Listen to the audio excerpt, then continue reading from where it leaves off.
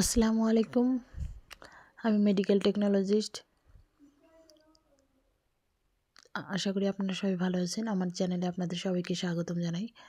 তো আজকে আমি একটা সিটি স্ক্যান অফ ব্রেন করেছি। তো সিটি স্ক্যান ব্রেনটা দেখেন আমি কিভাবে কাজটা করলাম এবং কাজটা এখন প্রিন্ট দেব।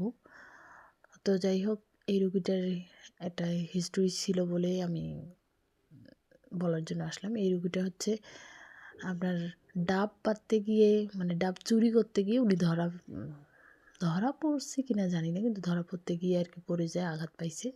এই যে তার ইনজুরিটা এরকম হয়েছে, 3Dতে যেমনটা দেখতে পাচ্ছেন।